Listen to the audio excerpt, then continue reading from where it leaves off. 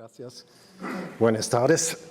Ladies and gentlemen, I'm going to speak in English, as you hopefully already know. Yeah, it's very good to be here in Madrid after such a long time with COVID, and I must say I enjoyed the collection tremendously when I saw it again today.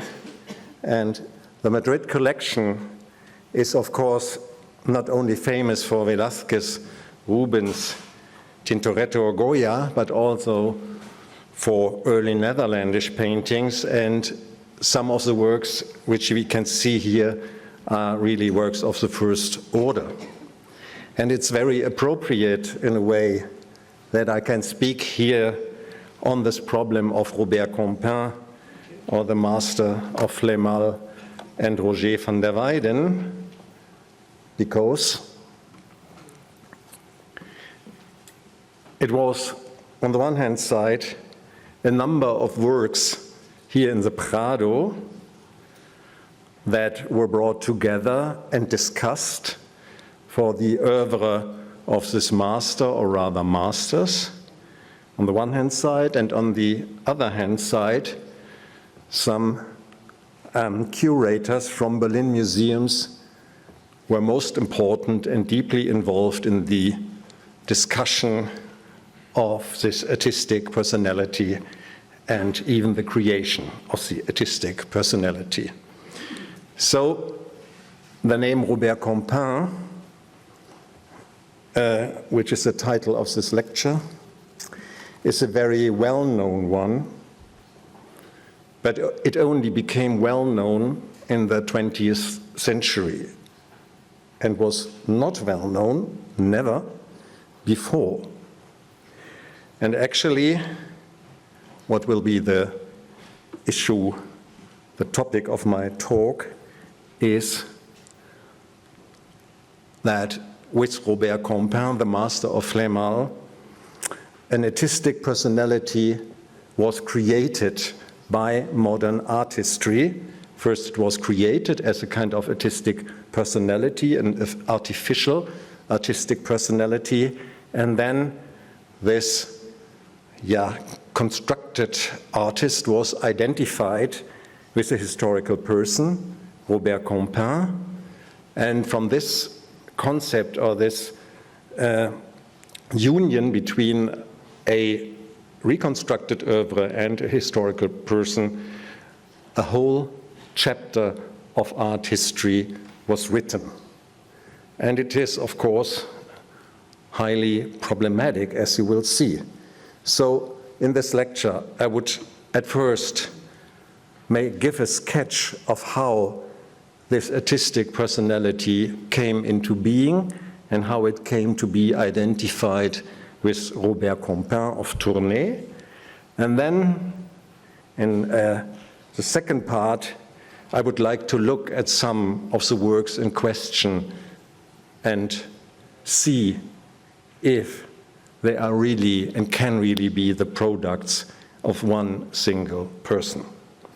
Now, before Robert Campin entered the stage of art history, there was the master of Flémalle.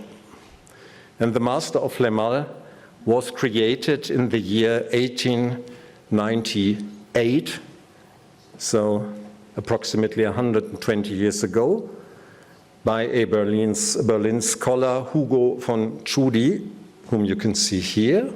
And of course, the painting on the left-hand side of the screen is not by the Flémalle master or any early Netherlandish painter, but it's by Edouard Manet in the greenhouse or in the conservatory of 1879. And why do I show it here? I show it because this was a work that Hugo von Tschudi acquired in the year 1896, the very year he became director of the National Gallery in Berlin. And the National Gallery in Berlin is, or was at the time, the gallery of modern or of contemporary art. And of course, Manet's painting, less than 20 years old, was still contemporary. What is interesting here is that this painting by Manet was the first painting by Manet that ever entered a museum. Even in France, no museum had that far bought a painting by Manet or any other impressionist. So why do I show it here? Well, of course, I show it to make clear what the special interest and what the mind of Hugo von Tschudi was. He was very open-minded for the time, interested in a kind of art that was really not officially acclaimed. Impressionism, especially in Germany, French Expressionism, that was, of course, the art of the French enemies, so to say. And Hugo von Tschudi was very open with that, and obviously he was one of the first important museum men to find pleasure in that kind of art. And certainly his mindset concerning art, or his ideas concerning art, were in a way touched by the understanding of classical modern art of the time, and that is, a work of art is a product, if it is an important work of art like the Manet, it is a product of an individuum, one artist with a certain genius and a certain particular personal style.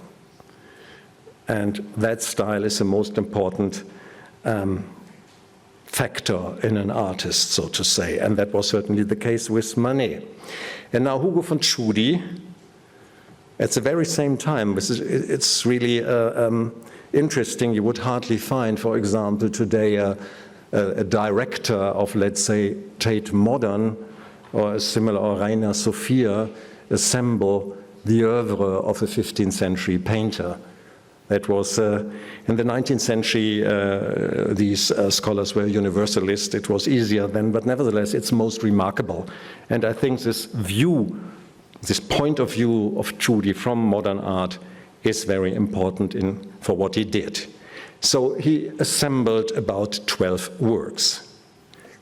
And here, this counts as one work, as these three panels belong together. They're at the Städelmuseum in Frankfurt am Main, and they are at the Städelmuseum since mid-19th century, and they were at the time thought to be by Rogier van der Weyden. And Hugo von Tschudi, when he brought together the oeuvre of the 15th century master that has until then not been recognized, at least not as an artistic personality, he chose these panels as the eponymous work that is the work which gave the name to the master, because in Tschudi's judgment, and he was certainly not wrong with that, these panels are the most important work among the whole group. And these panels purportedly came from an abbey called Flémalle, and Flémalle is a place in the vicinity of Liège, in present-day Belgium on the Meuse River. And it was said that they come from an abbey in Flémalle, a big abbey. Only a couple of years later, it turned out there was never, ever an abbey at Flémalle. And so this was, of course, a fake provenance given by a former owner who wanted to avoid any valuable information on the provenance of these paintings. So, and it's very adequate for this figure, this artistic figure which was created by von Tschudi, that it was named after panels coming from a place that in fact never existed. However, the panels of course exist, and you can see it's the Virgin Mary and St. Veronica with the veil, and then here it's a Holy Trinity given as a stone sculpture. And after these panels, said to be from Flémalle, Hugo von Tschudi named his new artist, der Meister von Flémalle, the master of Flémalle, el maestro de Flémalle, or le maître de Flémalle. And he assembled other works, and I will show you just a couple of them. Not all, as I said, 12 in total, but it would be confusing to show them all, but very famous is this one, of course, a so-called Merode altarpiece, a triptych with the Annunciation at the center, today in New York, at the Cloisters collection. And this painting, the Nativity, today in Dijon, in the museum, a very nice and famous painting. And if you ask yourself, what can be seen, for example, what are these two women doing there? They are the midwives who have come to help Mary giving birth, which proved then in the end not to be necessary. And what is shown here, and it's rarely shown, therefore I explain it, one of the two midwives doubted that Mary as a virgin gave birth to the child and remained a virgin. And she says, and this is written on the banderole, I will not believe it if I haven't touched her to prove. And in this very moment, because she was not believing, her hand withered, and therefore it's hanging down, powerless. However, an angel here tells her, touch the child, and you will be all right again. So a first miracle that happened. And the other midwife, by the way, this one here, as is written on the banderole, she believed right from the start that the Virgin Mary has given birth to God's Son. So you all know this painting because it's here at the Prado Museum, the betrothal of the Virgin, and in the back, the miracle of the rod which was blooming that Joseph got. And this one also in the Prado Museum, and presently, according to, I think, the official assumption here at the Prado and with many other scholars, a painting that has nothing to do with this one. I'm not really of that opinion. I think the two belong together, but that isn't the point of discussion here. For von Tschudi, these two formed a unit and were remnants of one and the same altarpiece. And another work you all know here from the Prado galleries, the so-called Werl altarpiece, which is dated here at the bottom line to 1438, and even the name of the donor kneeling here, a Franciscan monk, is given. It is Henricus de Werlis, Heinrich of Werl, and he was a Franciscan friar and prior in Cologne, Germany. And the whole work, and of course the central panel is missing today, and it's already missing for a long time. And the former triptych was obviously installed in the Franciscan church in Cologne. And nobody knows how it came here first to the royal collections of Spain and then to the Prado. And another work that Tschudi brought into the discussion or identified as a work by his master of Flémalle, this pair of portraits, probably a couple, a man and a woman, at the National Gallery in London. And this work, a crucifixion, where, by the by, the background with the landscape from here on is completely overpainted. There was first a gilded background, which was already realized by von Tschudi, and this is the overpainting is from the 16th century. And he put this in the same group, and also this work that some of you might know, it's in the National Gallery London, and it's just a fragment showing the Magdalene reading in a book, and it was part of a large Sacra Conversazione, and you can still see here a portion of St. John the Evangelist and of St. Joseph. And this is interesting and brings us immediately into the discussion about these works. For Hugo von Tschudi, this was a work by his master of Flémalle because it is so similar to the reading St. Barbara of the Werl altarpiece wings here in the Prado, and it's very obvious that there is a close relationship between the two. And so Tschudi concluded, okay, they are so close, they must be from one shop, but he also realized that stylistically they do not completely agree. But of course for his 19th century mind, if a figure was so close to another one, two paintings with showing almost an identical figure, it was, I think, for him, the most convincing explanation was that these two figures were made in one and the same shop, because it would have been the standard of one artist or one workshop to use these figures. In fact, as we know today, figures like that, they wandered from one shop to the other, and much later workshops could even, of course, repeat a figure by a different master, and that was usual thing in the 15th century, but it was not what painters in the 19th century would have done, and therefore, for von Tschudi, this, well, must have happened in one and the same workshop. Interesting thing is that today, in London at least, this Magdalene is seen as one of the absolute highlights in the oeuvre of Rogier van der Weyden. At least this is the opinion of Robert Campin, who wrote a very important catalogue on the London collection of early Netherlandish paintings. And for him, this is Rogier at his best.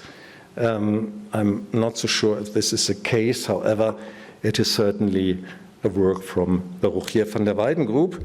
But what you can see here in this example is the basic problem of the whole Flémalle van der Weyden discussion.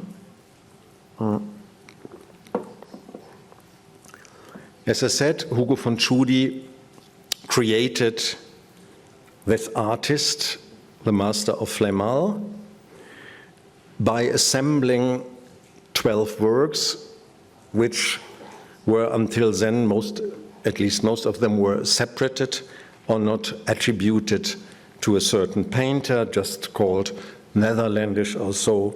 A few of them were brought together into groups, but nothing was so very convincing of it, and so he created this oeuvre. And this oeuvre, and maybe you have realized it yourself if you look at it, for example, these two works, and these two, and these two, they are in a way a bit heterogeneous. I think this is really not an oeuvre as we know it from so many other painters, even painters who vary in the course of their production time, but who are basically and essentially the same. Here there is quite a lot of difference and, and a very particular kind of difference, because some of these works resemble very strongly works by Rogier van der Weyden that were already accepted in the late 19th century as works by Rogier van der Weyden, especially the large Descent from the Cross here in the Prado, the most important work by Rogier van der Weyden, but there are others. Some of these works resemble Rogier van der Weyden, and others bear a certain resemblance to works by Jan van Eyck. But for Tschudi, the whole thing was not really a problem, because in Tschudis eyes, this master he had created, the master of Flémalle, was a follower of Rogier van der Weyden. So what he noted was a certain kind of eclecticism in the works he had assembled. That's a painter, a very good painter in his eye, a very good artist, but not really a true creative genius, but a secondary master with great skills and a very good craftsman, however, deeply relying on the works of somebody else, and that is in the first place the great genius Rogier van der Weyden. Well, and as you all know, Rogier van der Weyden is and was all the time a very famous and important artist. The very early sources that we have the earliest sources telling us something about early Netherlandish painting. That is, in the first place, Italian writers of the 15th century, like Giovanni Santi, the father of the great Raphael. These writers mention Jan van Eyck and Rogier van der Weyden as the two major figures of Netherlandish art of the time. Or take Dürer, on whom you will hear a lecture at the end of this cycle, as far as I know. Dürer traveled to the Netherlands in 1520, and what he saw were works by Johannes, that is Jan van Eyck, and by Rogier van der Weyden. And he admired them both. And he also saw works by Hugo van der Goes. So these were very well-known painters, and the fame of both Jan van Eyck and Rogier van der Weyden continued from the 15th century through all times, let's say, until the 19th century. Even if there was not much knowledge anymore about Rogier van der Weyden, he was still very well known as one of the founding fathers of early Netherlandish painting. And one of the major reasons, of course, for the wide knowledge on Rogier was that he occurs twice, even by an error twice, in Karel van Maander's Schilder book, that is the book on painting by Karel van Maander, that Dutch writer, and that was published in 1604. It was the very first historiography of Netherlandish art, so formed after the model of Vasari, who had already published in 1550 his Vitae, the lives of Italian artists, and half a century later, Karel van Maander followed, and Karel van Maander says, let's say, the beginning of all Netherlandish art and painting is Jan van Eyck, and one of his most important, his immediate follower, is Rogier van der Weyden. And then come some others, like Dirk Bouts, Hugo van der Goes, Albert van Auwaerter, you name it. So these artists were all very well known, and Rogier almost very famous. However, the master of Flémalle, of course, was unknown, as this was an artificial name, only created on the spot. But there was, in all historical writings and historiographical writings, not one name that seemed to fit to this artist, and certainly not a famous name. And so the situation, or the image that von Tschudi formed, and that was first followed by other scholars, was there is a great Rogier van der Weyden, and he had a follower and imitator, the so-called master of Flémalle, who worked partially in the style of Rogier, but who also drew inspirations from Jan van Eyck and maybe others. So that was around 1900, that was the status quo. A new painter was introduced, and this was a painter who was seen as a kind of eclecticist, following in the wake of Rogier van der Weyden. And by the by, if we look here, oops, this is here, it's a well altarpiece. Here, this is a detail of the right-hand side wing. The well altarpiece, as I said, bears a date. You all know that from the gallery. It's 1438. And von Tschudi, and after him others, wondered about the early date, 1438. You know, that is really early for 15th century painting.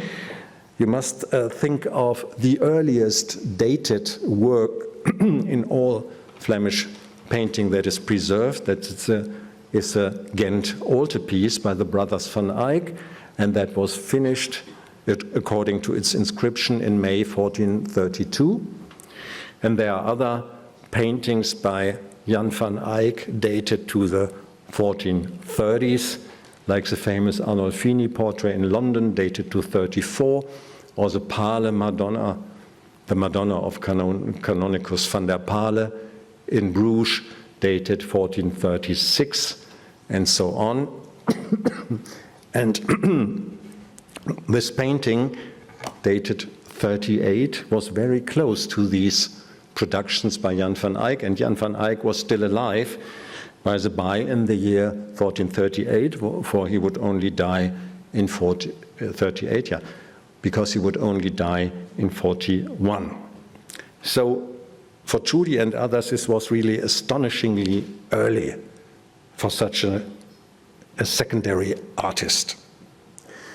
So this work by the Flemalle master was expanded in the following years, and I show you this because it's another nice connection between the collections in Madrid and Berlin. And here, the one on the left-hand side that surfaced in 1902 is in Berlin, and the other one that surfaced in 1957 and was recognized by, again, a Berlin scholar, by Friedrich Winkler, as a work from the Flemalle group that went into the Thyssen-Bornemisza collection and is now on the opposite side of the road in the Museo Thyssen-Bornemisza. So again, two works on which, of course, there were some discussions and quarrels which came first, and they are here shown at the same scale, so they are absolutely identical in size and shape. So one must be the model and the other one is a replica. So, and that was the case. Around 1900 we had this, now an oeuvre of about 14 or 15 works, and still called Master of Flemalle.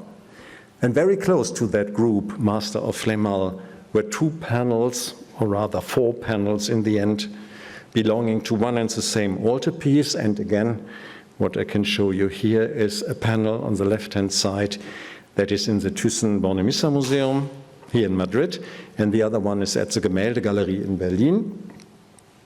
They are not very large, about that size wide, square-formed paintings. And the Berlin painting here, the Adoration of the Magi, had already had been compared to the works by the Flemalle master already by Hugo von Tschudi, because he knew that painting in Berlin.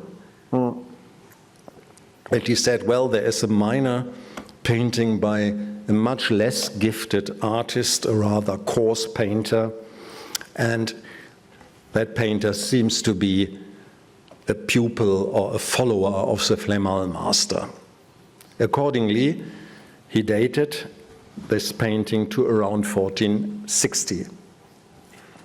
Now, as you can see, I have written the name Jacque Daret underneath these two reproductions and given a quite different date, and that these panels are indeed by Jacque Daret and were already painted in 1434 to 1435 was found out by another very, very important scholar of early Netherlandish painting, Georges Hulin de Loo, a Belgian scholar who contributed tremendously to our knowledge of early Netherlandish painting, and he right from the start used a critical eye, and he looked at all the hypotheses and ideas put forward at the time critically, and to find out the real truth behind things. And this Hulin de Loo now succeeded in identifying these panels. 4 in total are preserved. Another one is in Berlin and one is in Paris in the Petit Palais. To identify them as the remnants of an altarpiece that was commissioned by the abbot of St. Vaast in Arras, that's in present-day northern France, in a Benedictine abbey, an altarpiece for the Marian chapel, and that was commissioned with the painter Jacque Daret, and Daret painted on it in 1434 to 35, and in 1435 the work was ready and installed in a chapel in the Abbey of St. Vast in Arras. And that was exactly the time when there was a famous peace conference of Arras, where peace between the English, the French, and the Burgundians was made. And all the visitors to the Abbey, they had to visit that altarpiece. I mean, we have a very interesting record of that the abbot was so proud of his paintings that he showed all his eminent guests around, and they had to admire these paintings. And so Hulin de Laux was the one who found that out.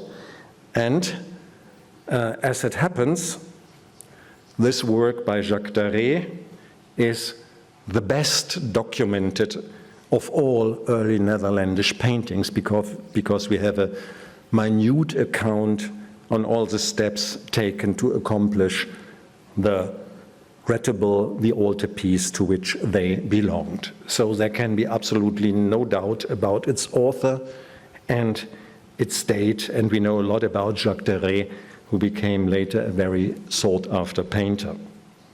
Now, what Hulin de Laux also realized, and that was something already seen, of course, by Hugo von Tschudi, was that one of the paintings,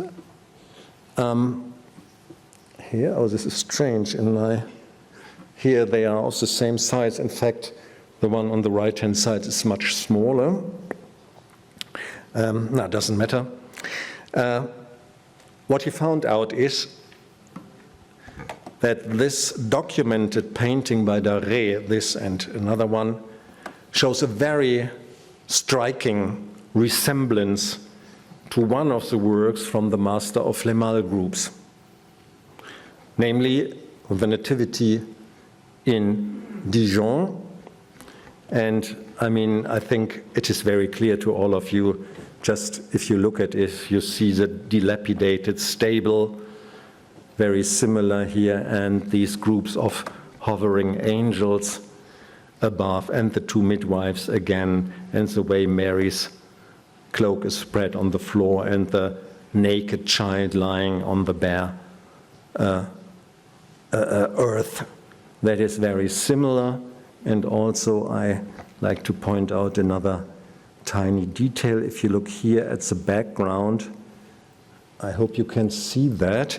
There is a row of trees and they cast shadow. I hope that you can see it. It's very small here on my screen, and there are riders and people walking along here on the road. And if you go back here, in the Berlin painting, you have here the very same row of trees and some riders and people walking.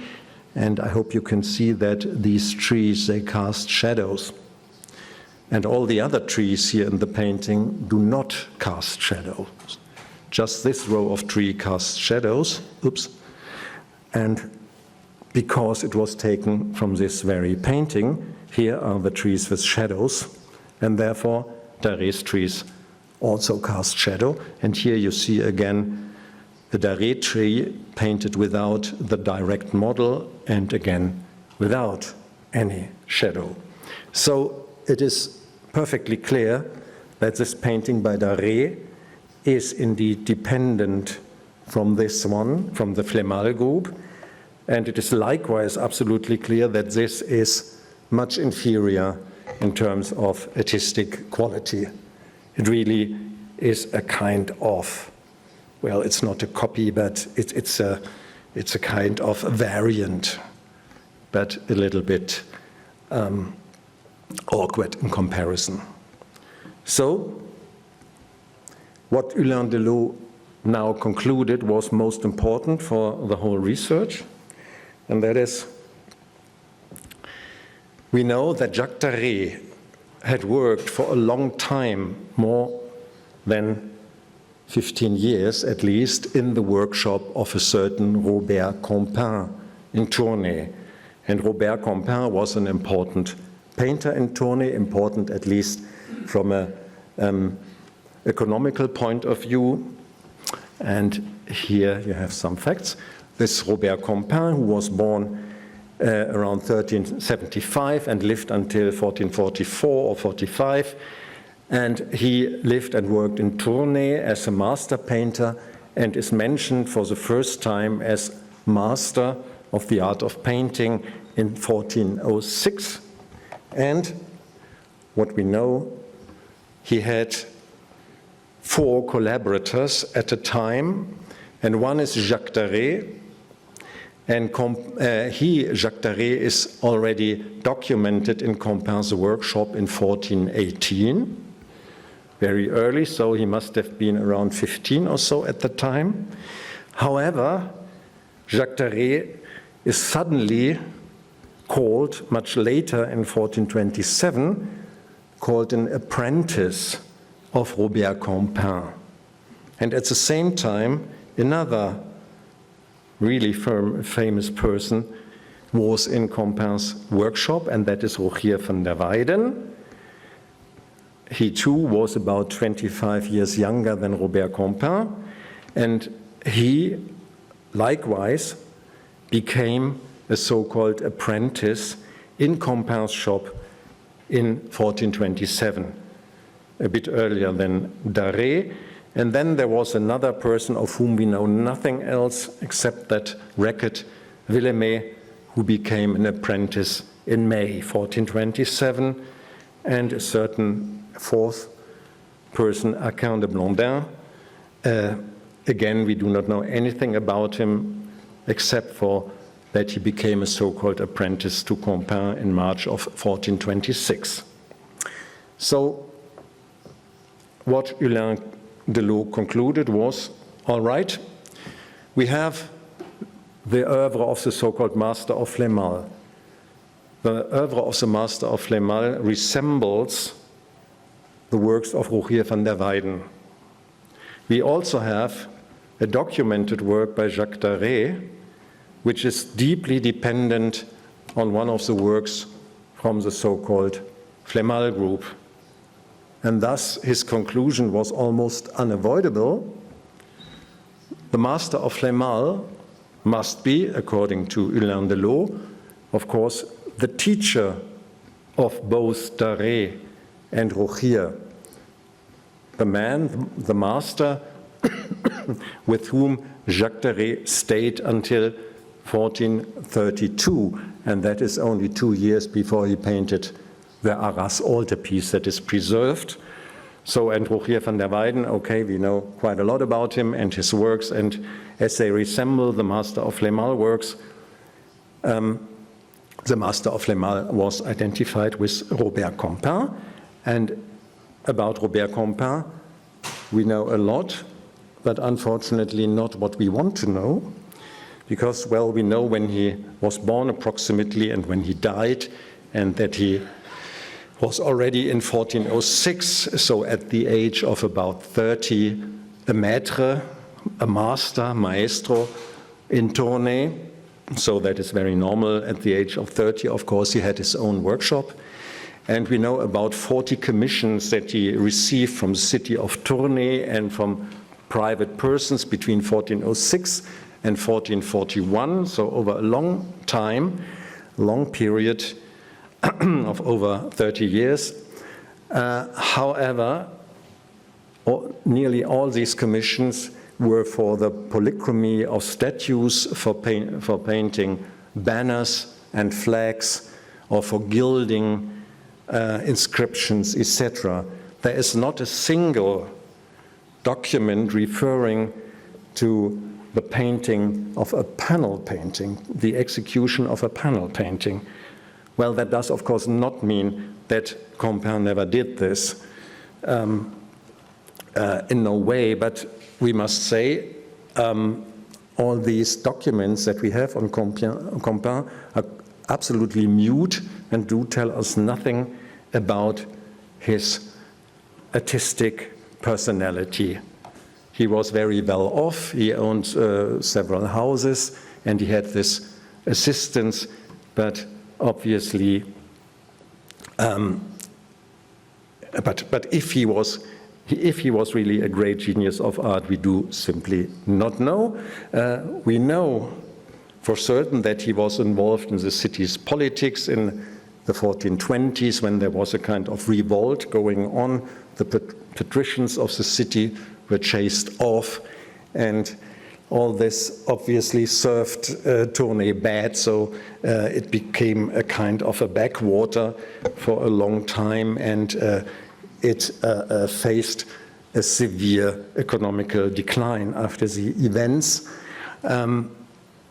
Campin was also sometimes deacon of the Guild of Painters, and in July 1432 he was sentenced for adultery. This is, of course, it has something of the cliché that developed in the 19th century of an artist who took some liberties. And in the documents from Tournai, it is said that he is leading a dirty and dissolved life because he is living with a certain Laurence Paulette while he is married to another woman. So that was in a medieval society. That was a serious offense, of course, on morality, and Robert Campin was sentenced to 1 year of banishment from the city. However, 3 months later, the banishment was commuted into a fine, so he had to pay money.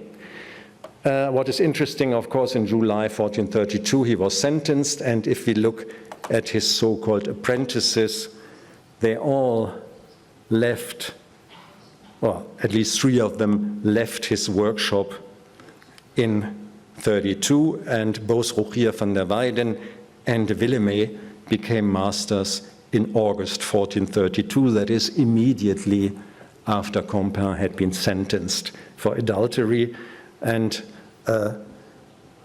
Jacque Daret became master in October 1432. That was still before the banishment was commuted into a fine. So obviously this has something to do with each other. The 3 of them became masters because Campin wouldn't have been able, when he was banished, to maintain his workshop any longer. And only a master, of course, was allowed to make contracts and to act as a businessman. So you can often read that Rogier van der Weyden was an apprentice of Campin, and I said in a document, both Daret, Rogier van der Weyden, Willemette, and Arcan de Blondin were referred to as apprentices. So an apprentice is, of course, somebody who's learning his craft. Jacque Daret had already been in the workshop 9 years before, in 1418, and I think Panofsky, it was Erwin Panofsky, who already pointed out rightly that nobody is doing an apprenticeship, is serving in an apprenticeship for 10 years or longer. So either you finish your apprenticeship successfully after 4 years, and that's the normal length for an apprenticeship, or you won't become a painter at all. But you do not do 12 years, or in this case it would be 14 years of apprenticeship. That is, of course, a nonsense. And Rogier van der Weyden, he was born in 1399. And in March 1427, when he was called an apprentice to Campin, he was already married and a father, and he was approximately 28 years old. Now, an apprenticeship would have started at the time at the age of about 12 to 14. And so, of course, Rogier van der Weyden's apprenticeship must have taken place, or must almost have been finished around 1415, so much earlier.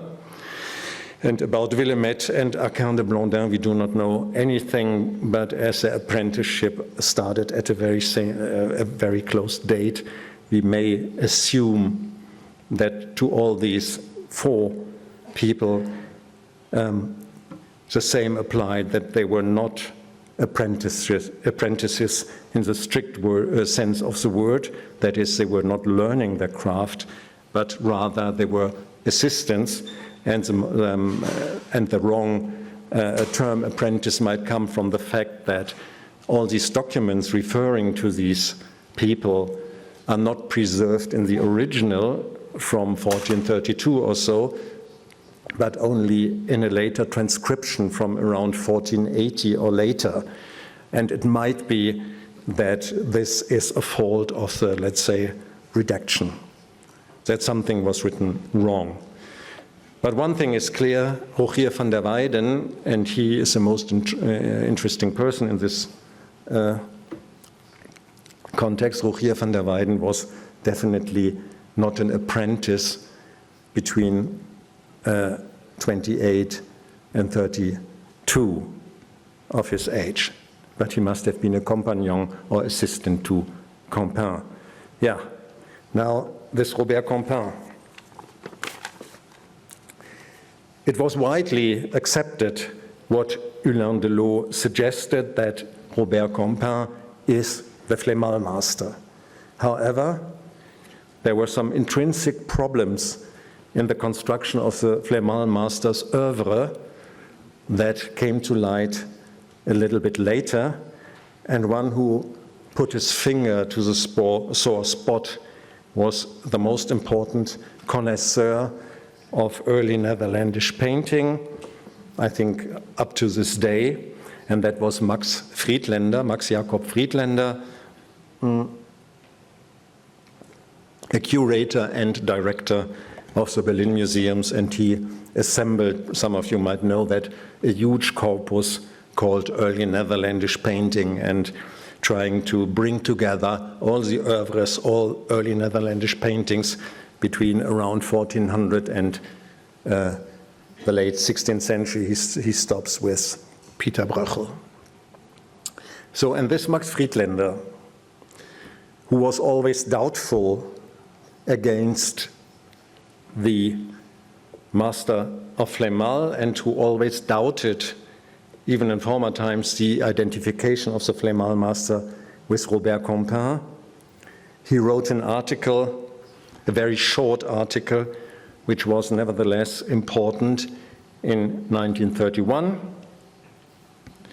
And this article is entitled Flemalle Meister Dämmerung, Twilight of the Flemalle Master, and this is, of course, a parallel to a very famous musical drama and opera by Richard Wagner, Götterdämmerung, Twilight of the Gods.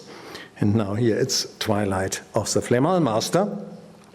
And he made this comparison, and I'm sure you know what I'm showing here, the stout man in Berlin, and here one of the figures of the large descent from the cross by Rogier van der Weyden here in the Prado Museum. And of course what Friedlander is suggesting with this comparison is these faces are so extremely similar, not only the individual that is depicted, but also the way that this stout man is portrayed, that it does not make sense to separate two oeuvres, or to draw a line between these two works and say, okay, the one on the right-hand side is by a master working in Tournai, and the other one is by a master working in Brussels and 25 years younger than the other. So, but the decisive argument for Friedlander is a different one. It's not so much, or not only the connoisseur's approach to these two paintings, but it's a more or less philosophical approach. He says, if the so-called master of Flemalle is an individual, is a real, separate, artistic personality, and like Campin, working virtually in the time before Rogier van der Weyden, then the great Rogier van der Weyden would become nothing like nothing than an imitator. So if all these achievements of the Flemalle master were really done by a different painter than Rogier himself, then Rogier would be a kind of imitator and very pale and non-distinct successor of a great genius. And of course, there is something right in his argumentation, because Rogier van der Weyden has always been hailed from mid-15th century onwards. I mean, one of the earliest instances is a letter by Nicolaus of Cusa, the great philosopher and theologian of the 15th century, who wrote around 1450 to some monks, and he spoke of the greatest of painters, Rogier. He compared something to a painting by Rogier, which he had seen, and he said the greatest of painters. So around 1450, during his lifetime, Rogier was already extremely famous, and he remained famous, whereas Robert Campin never achieved any fame. And so Friedlander's argument basically was,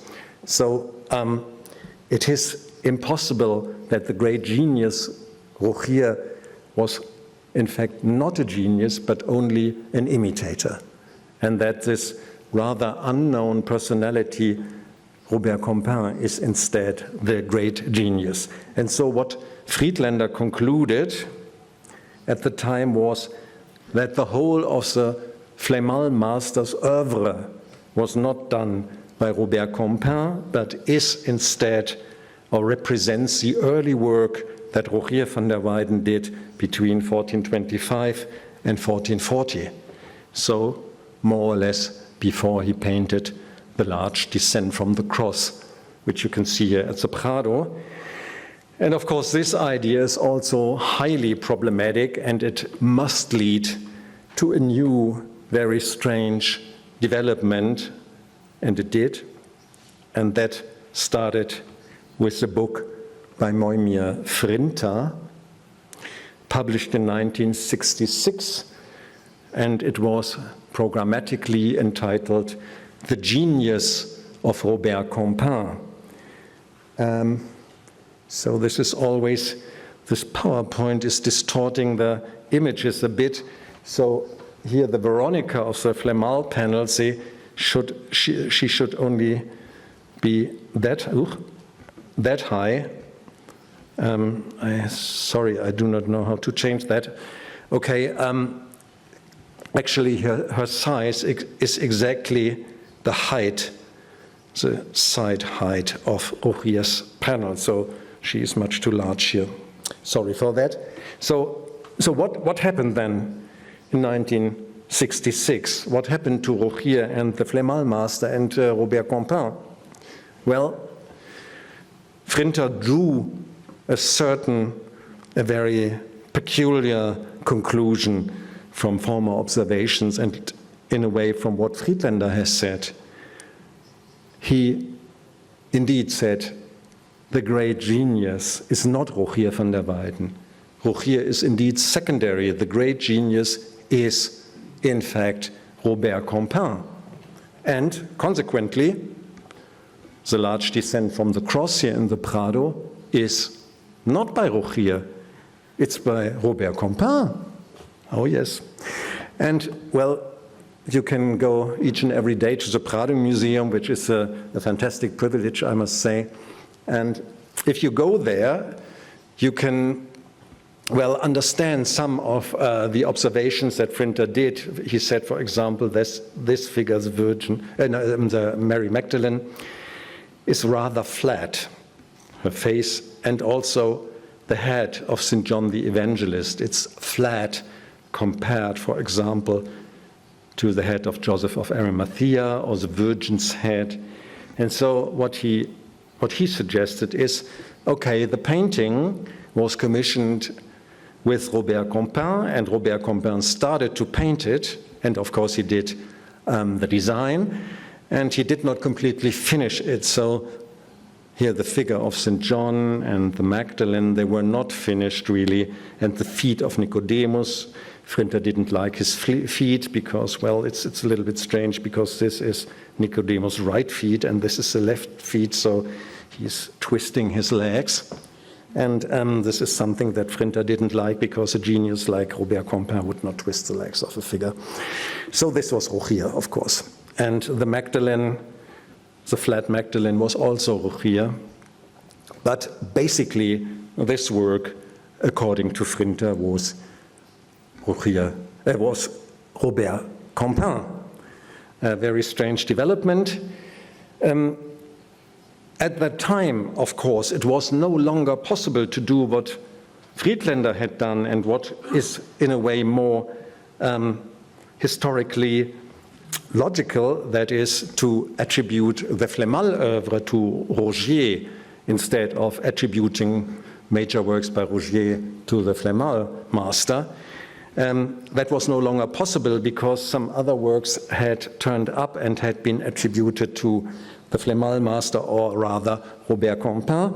For example, this triptych in the Quartet Institute in London, the so-called Zeiland triptych, attributed to Campin in 1944 in Plain War when it surfaced. And of course, this is a kind of master of Flemalle style that is can hardly be reconciled with Rogier van der Weyden, because it looks much more archaic. And I must say, if we compare it, for example, to the Dijon Nativity, it still looks much more archaic.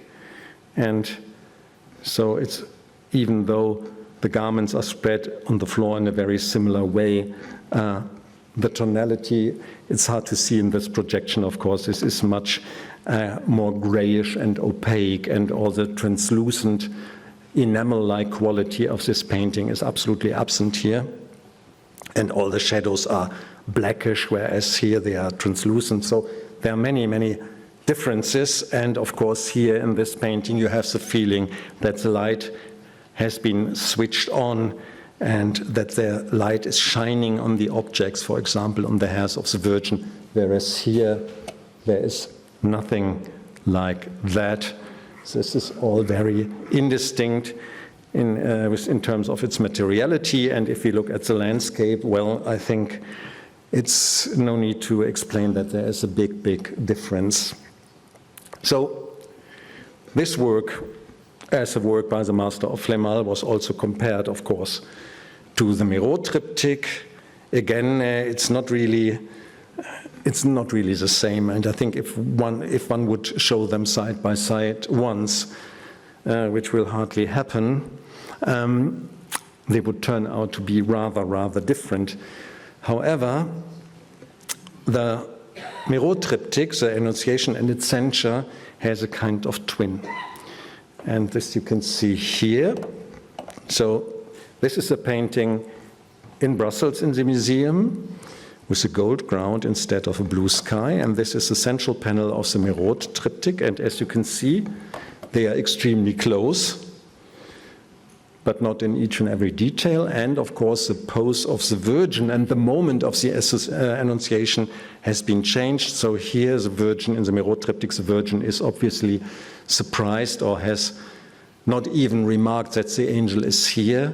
And in the other painting, she is accepting her roles. So this is the moment when she is saying Ecce ancilla Domini, and this is the moment when she is already pregnant. And here is a little woodcut showing St. Christopher bearing the Christ child, and this is a symbol, of course, of pregnancy of Mary.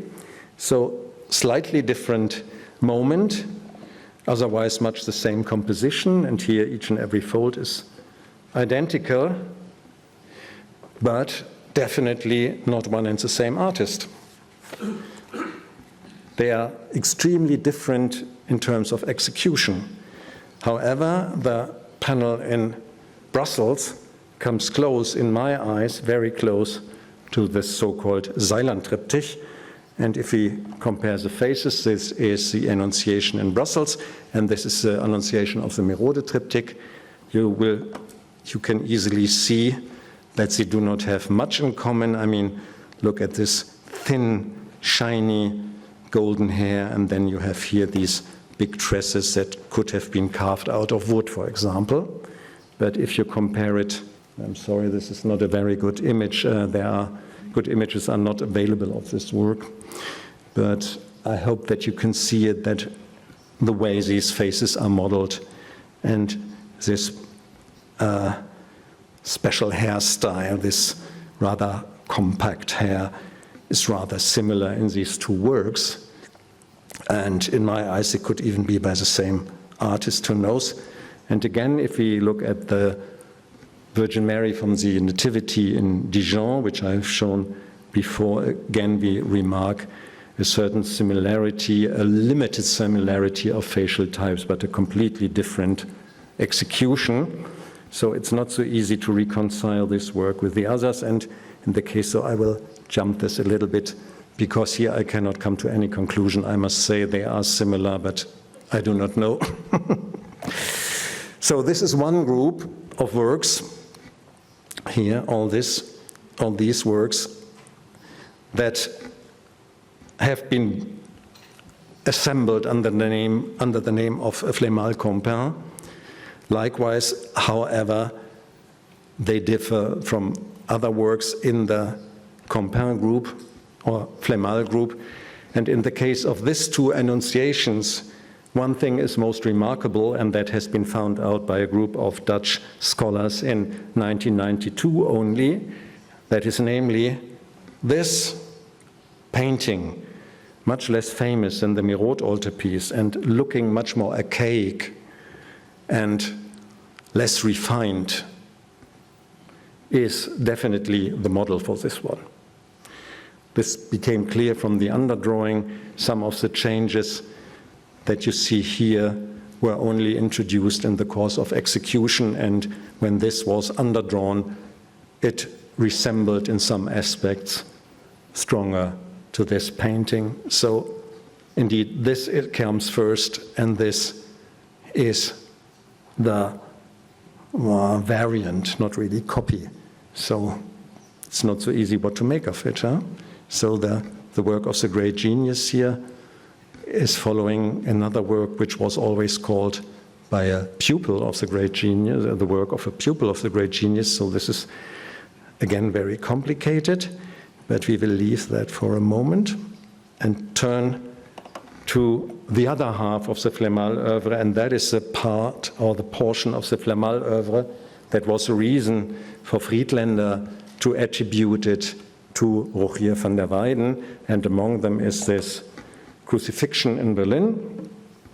And this crucifixion is indeed extremely Rogerian in style, especially if we compare it to this drawing, and I only show you the middle section.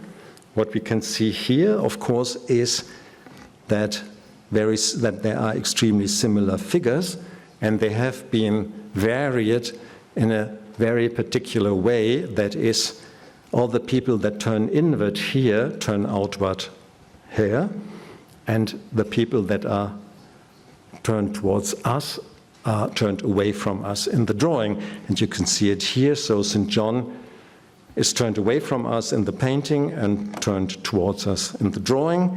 And here, this Mary sitting on the floor is turning towards us here and turning away.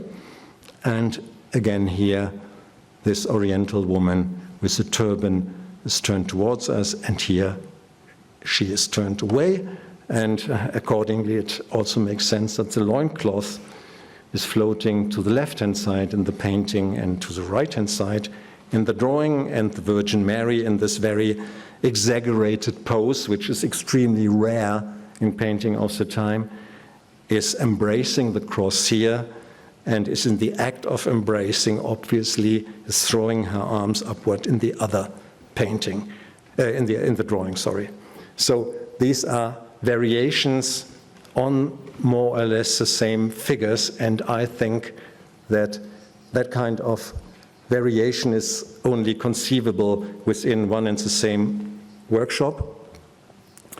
Hardly in two different workshops, one in Brussels and one in Tournai, because this drawing was certainly done in Rogier's shop in Brussels, and there is, for example, now you cannot, here, you can see it here, there is a little R, the letter R, like Rogier. It is on this drawing, and this is one of a number of drawings showing that letter, and obviously all these drawings indeed come from the shop of Rogier, and it doesn't mean that he himself had drawn it, but they are obviously a kind of trademark. And then this drawing is clearly the work of the draftsman who did this drawing of the so-called Skupstool, and this drawing is one that can be linked to Rogier's shop by documents. So, and a very similar case we have here with the Well panels here in Madrid. I mentioned that Hugo von Tschudi, of course, compared them to the Merode altarpiece. Okay, here is a kneeling donor in front of a door, and here is somebody seated on a bench. There are similarities. On the other hand, there are also many differences. For example, here in the perspective, this is a very short perspective, very short space here. It is much deeper. Of course, the similarities are there, but at the same time, there are many similarities to this Annunciation, which is always attributed to Rogier van der Weyden or Rogier's workshop, at least. And it's an Annunciation that was painted around the same time as this wing at the end of the 1430s. And we can go on with that. It has already early on been remarked that this left-hand side wing of the Well altarpiece shows a quotation from Jan van Eyck's Arnolfini portrait, and this is dated 1434, so in the Well altarpiece it occurs only 4 years later. And the same inspiration by the work of van Eyck you can see in the Annunciation by Rogier van der Weyden. You see, for example, the mirror goes there, the bench with the cushions goes there, the open window with the landscape goes there, whereas the chandelier goes there, and the red bed goes there, and then here is a chair. It's not easy to see. A chair is standing there, and it goes there. So, and this has been recognized independently of the Well altarpiece long ago, that this, of course, comes from Jan van Eyck. So there are these two works, the Well panel attributed to the Flemalle master and the panel definitely from Rogier's shop, inspired by the very same work at the very same time. And there is another most important and very famous similarity, and that is the pitcher and basin here, made of brass, and there. And Panofsky has already compared these two and found, well, they are different in approach, and they clearly show that two different painters have been involved here. And for Panofsky, that was a kind of proof that this is Rogier and this is Campin, two different artists. And he might well be right with the assumption that these are two different painters. However, he missed the most important point in it, because if you compare the two objects, you can very clearly see that this is one and the same object. It's not just two basins of which there are dozens or hundreds. They never occur in that shape and form in any other painting. So, and this is, you can even compare the minute detail. This is the same object, but it is seen from two different angles.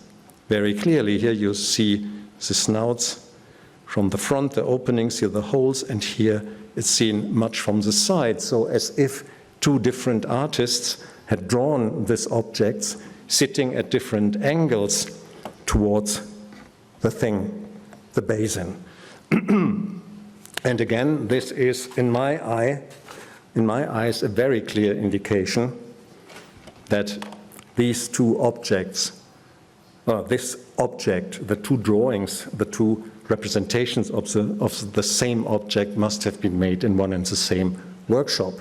It's hardly feasible that one painter had such an object in Tournai and painted it there, and at the same time another painter in Brussels painted the very same thing. And according to general belief, as I said, these are painters of two different generations, the one about 25 years the senior of the other.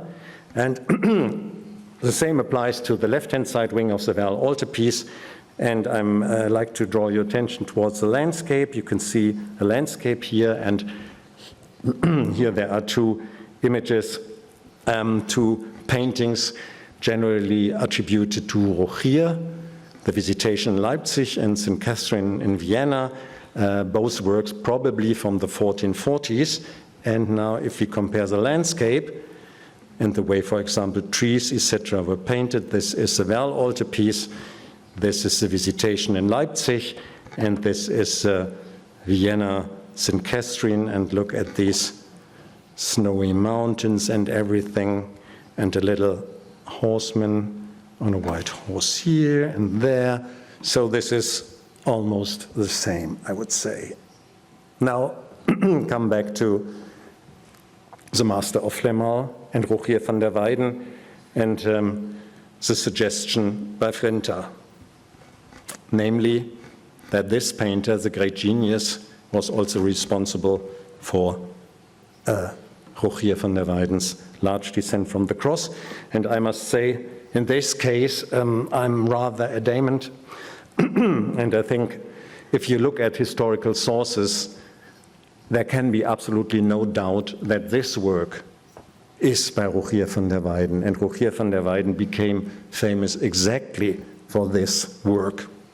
It has been hailed as one of the greatest achievements by Rogier van der Weyden very early on. And so I think it's a complete nonsense to say, oh, this is by this otherwise completely unknown Robert Campin, despite the fact that this theory has been revived 20 years ago by a certain Felix Türlemann in a huge monograph on Campin. There you can find this painting again as a Robert Campin. However, what's about Friedlander's observation that some of these faces are extremely close to each other? So this is a Veronica from the Flemalle panels. This is the Morning Mary here in the large descent from the cross. And of course, different, this is slightly blurred. There is no better image of it. But if you look at the way wrinkles were painted and the certain liveliness of the mouth, you know, the impression of indeed a soft, already a little bit too soft flesh with these little wrinkles, etc., and the bloodless lips, etc. This is indeed very, very close, one must say. It's very hard to draw a line here, whereas if you compare her, for example, to this lady, this is the same facial type, no doubt.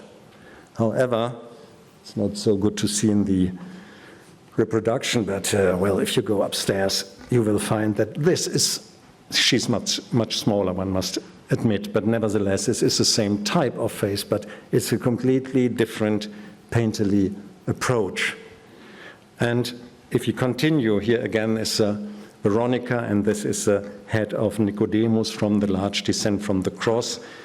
And again, one finds, look here, how the eyelids were painted with this dark line there, and then some moisture here at the lower lid, and here the way these rather graphic wrinkles in the corner of the eye are drawn. And even better, we take this beautiful portrait of a young woman in London, always described as a big achievement, an absolute masterwork of Robert Campin. But if we put it into a line with the Veronica from Frankfurt and the Nicodemus from Rogier's large descent from the cross, and her, I must say, at least I'm convinced of that, I must say that it would make any sense to separate these two as works of two different artists from different generations and working in different places. So, I mean, everything here, again, look at the eyes. This is virtually almost identical, despite the fact that they are completely different faces, of course. And the power and plasticity of the faces, again, in my eyes, is extremely close to each other. And if we compare another work, which you have not seen before, this is a portrait of a young lady, always and almost unanimously attributed to Rogier van der Weyden, and I think rightly so. It's in Berlin, and the lady from London. And what you cannot see here is the faces are of exactly the same size. And what we did once is to take tracing, so we put a translucent foil both on this face, or this portrait, and on this portrait, and we made drawings from the original on a foil, and then we placed these two foils on top of each other, and the red lines are the outlines of the London lady, and the black lines are the outlines of the Berlin lady. And what you can see here is the eyes deviate, the forehead is different, but then look here, the mouth, the chin, and the line, the contour line, and even the folds here, they are absolutely identical. And what I mean with identical is identical. So they are not similar because they match 100%. And as I said, these are the tracings taken from the original. So there is absolutely no adjustment of size or so. It's the absolute size. It's absolutely the same. And again, I think this can only be explained by the fact that these two portraits were made in one and the same shop with the help of the same drawing, or rather with the help of the same stencil or so. So that this was clearly a mechanical aid that was that was used to give these two likenesses. And of course, it says something about the naturalistic approach, which is, of course, has to be relevated in a way. Both are not handmade photographs, but both use a certain type and a stencil, so to say. So you might now think that I'm a little bit overcritical and that, according to my view, the genius of Robert Campin doesn't exist, and maybe there is not a single work preserved by Robert Campin. Maybe there are works preserved by Robert Campin, but in my eyes at least, not the whole group that has been assembled under the conventional name of Master of Flémalle can be by one painter, and certainly not by old Robert Campin. And you might find this something like a dissident's voice, which is really dissident from nearly all common knowledge, but this is in fact not the case. And I made this little graphic, and I hope you can understand what it means. Sorry, I only had the black and white reproduction I once made. And what I have here are the oeuvres suggested by 4 eminent scholars on early Netherlandish painting, and all these suggestions took place between 1995 and 2002, and they all come from big and important monographs on the artists. And there was Albert Châtelet with the book on Robert Campin, Le Maître des Flémalle, and it's a light oval, and you see it comprises all these works. And then comes Dirk de Vos in 1999 with the book on Rogier van der Weyden. And Dirk de Vos comprised these works as by Campin, but these 3 not. And then comes Lorne Campbell, a catalogue of the National Gallery London. Lorne Campbell is certainly the most important of all these scholars, and Lorne Campbell published his book in 1998, and I will be finished in a minute. No, don't panic, it will be over soon. So Lorne Campbell saw, here this is the circle of Lorne Campbell, and he saw all these works as by Robert Campin's own hand, but not the Miro triptych and not the Salting Madonna, which I have not yet mentioned. And then came in 2002 Felix Türlemann with a big monograph that was published both in German and English, a big book with many, many colored illustrations. And he was very generous. He included Rogier van der Weyden's Large Descent from the Cross, but left out originally, he's very original in leaving out the man, the pendant to the woman. So for him, the man is by Rogier and the woman is by Campin, and this is also Campin. So you see, all these four scholars are convinced of Robert Campin as a great master and big genius and founding father of early Netherlandish painting, but there are only 3 works in total that all of them would give to the Robert Campin, and in other instances they deviate. And if I would add Martin Davis and Moimir Frinter to this, we would in the end have just 1 work in the center as Robert Campin, namely the Virgin from Flémalle. So, to conclude, what I think is that, again, a little bit big, okay, I think that a number of works which are usually united under the name Robert Campin today must be given indeed to the Rogier van der Weyden group, and in the first place, works like this. She has much in common.